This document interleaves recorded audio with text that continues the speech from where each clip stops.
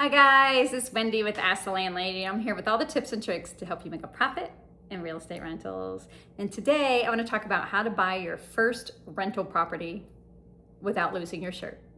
Because most first-time landlords lose money in year one. Not because they picked a bad deal, but because they didn't know what they didn't know.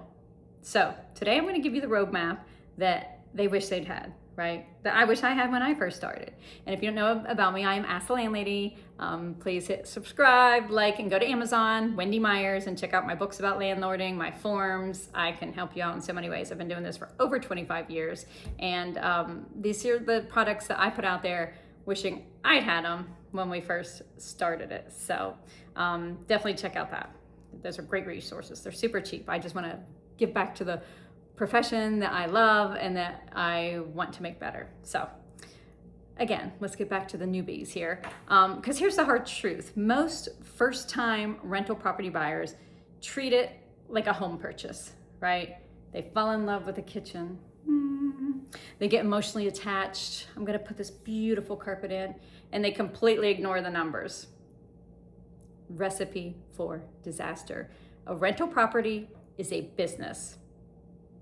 A rental property is a business, full stop. And before we talk about what to buy, we need to talk about how to think. Okay, I'm going to tell you later what to buy on other episodes. But today, here's how to enter the right mindset when you go in to be a rental property owner, a real estate investor. Okay, so there's 4 questions that we need to answer first.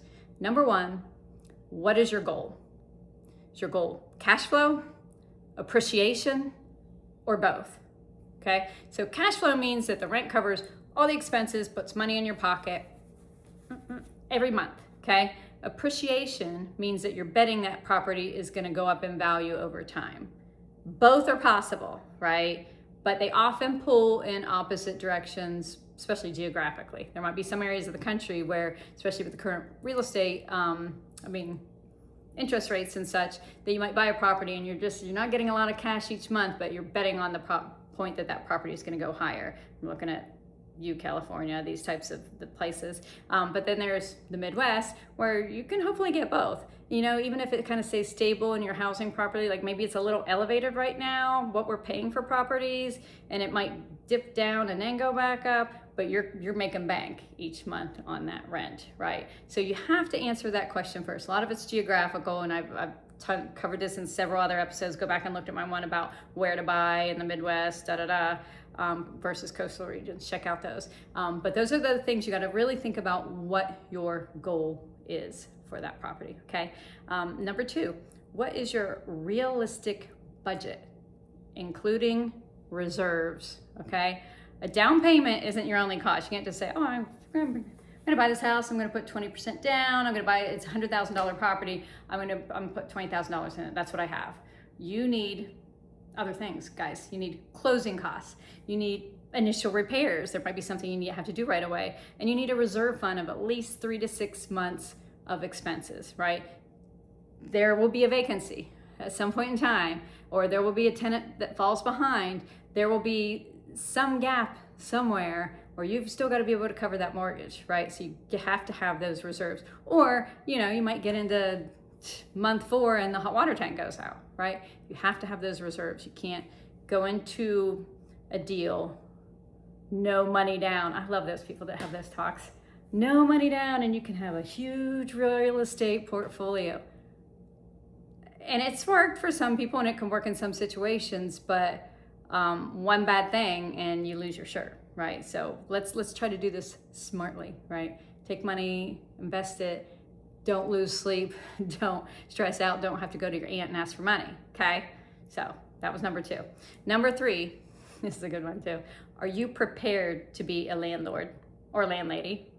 Or do you need a property manager? Are you willing and able to show the apartments, rent the apartments, do the stuff that needs done, collect rent every month, ask for rent, call people out, where's the rent? Are you able to do that? Managing tenants is a job. This is not passive income. It's very active.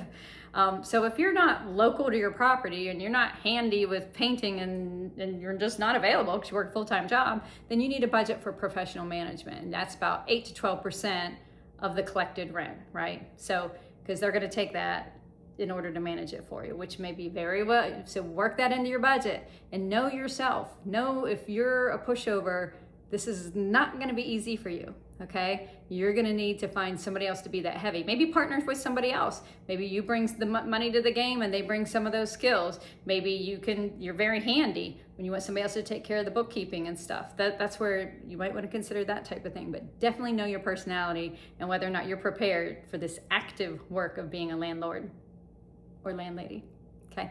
And number 4 is, do you know the landlord-tenant laws in your state and your local area? Make sure you know that. Don't buy a property unless you know you can legally rent it out. Okay. I've seen people buy properties and then like, oh, it's a historic area. I can't put more than one single family home in this house that I hope to turn into a, like a dorm type situation for student living. Then suddenly they're like, shoot, I can't do it. So know those laws because they vary. What's legal in Texas isn't what's legal in Ohio, right? So make sure you know those things before you go into it. So the one rule that protects new investors, run the numbers. Run the numbers before you fall in love with the property. In fact, never fall in love with the property, right? Never do that, because when you fall in love with the property, oh, does it break your heart when a tenant tears something up? Oh, do you over improve when you shouldn't be over improving? You're putting in a light fixture that you love and it's $300 more, and it's like your tenant didn't appreciate it and it didn't add anything to your bottom line. Don't fall in love with the property. Run the numbers. If the numbers don't work, walk away. There's always another property. There's only one path of your financial future. So protect that path. Cut through the noise. If it works, it works. If it doesn't, walk away. Okay? So your action step this week, newbies out there, and I want to hear from you. Have you bought a property yet? Are you looking at properties? You want to go through my 4 questions, write down your goal, figure out your true budget, including reserves, figure out a management plan. Are you going to do the work? Somebody else is going to do it. Make sure you know that before you do it. And 4, check into your local landlord-tenant laws. Okay, once you have that information, the next step is very easy, and we will probably talk about that next week. But make sure you go through those 4 things first before you actually actively make the deal. So there you have it. That's today's 4 points for you. Tell me in the comments, have you bought something yet? Have you pulled that trigger? Are you ready to? Have you own a property? This is only how we learn, is from each other, because it's not easy being a landlord or a landlady, right? And we're all in this together. Thank you, and I hope you have a fantastic day.